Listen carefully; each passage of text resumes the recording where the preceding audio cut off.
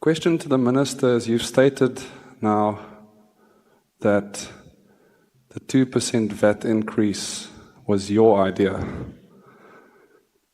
And we know that the DG of Treasury at various instances warned you against that.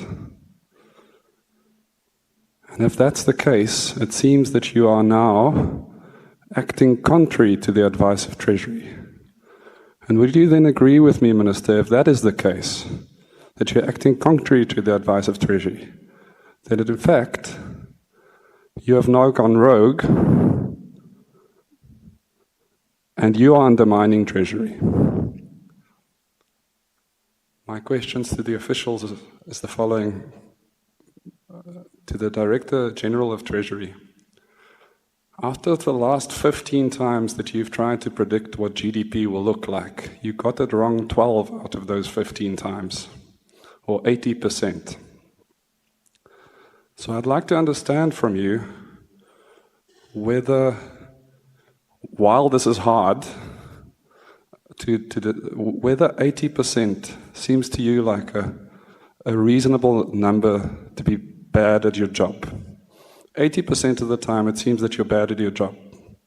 And if we get this wrong, then it has a knock-on effect on the amount of revenue that we're able to collect.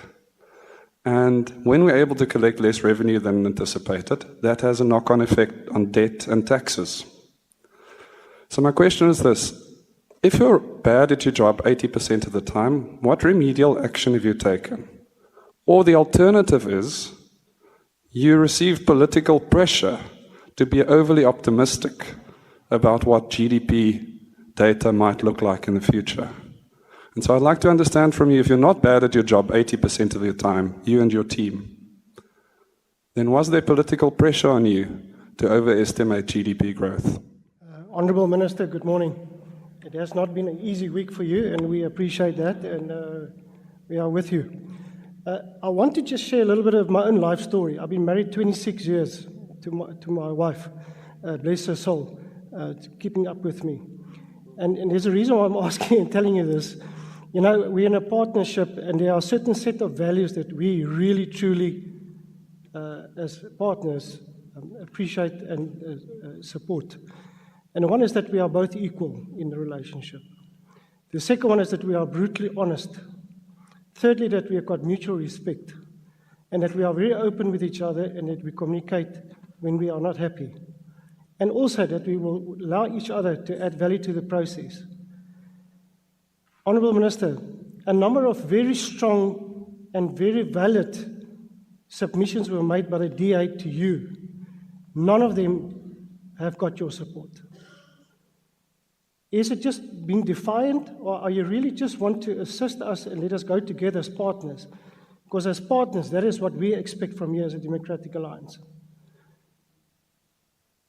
And the reason why I'm saying this, and let me refer to a specific matter.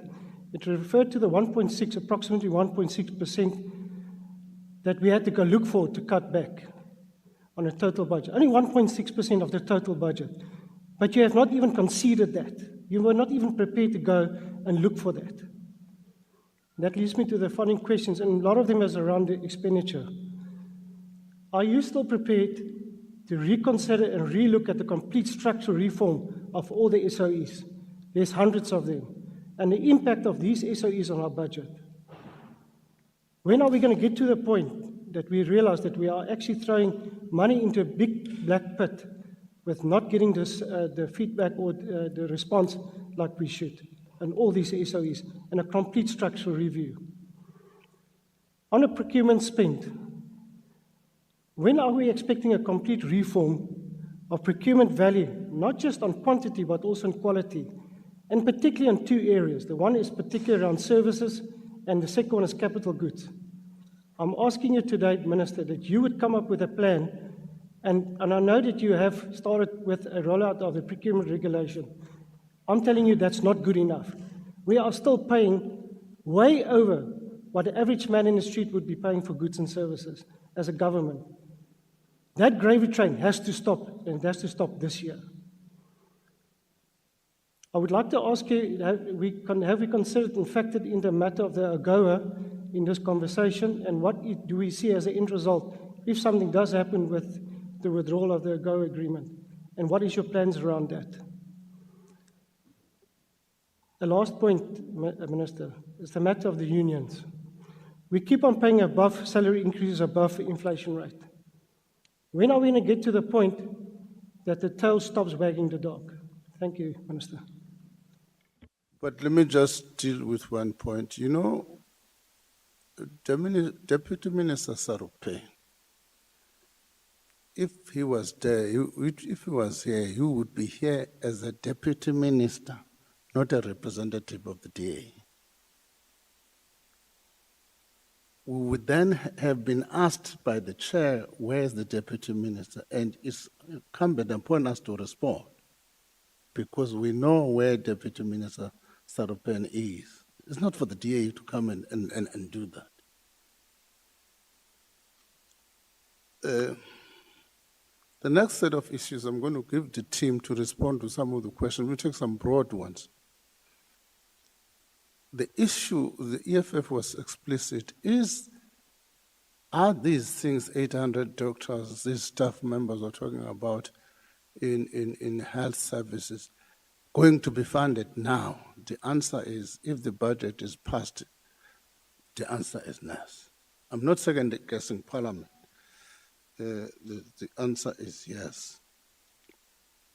The debate about growth is going to be quite important, that, as the chairperson says, we probably need some time to interrogate it. Because growth is not like an ignition in a car, all of us, the car drives. You put a number of things in place. Even the private sector, before you could talk about them, they must then have confidence that the policy framework and other things are in place, then they can invest. And once we invest, it takes there's a time lag.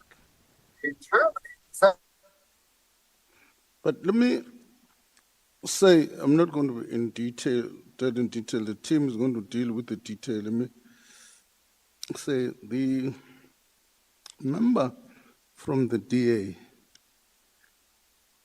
says, I acted against the advice of my team.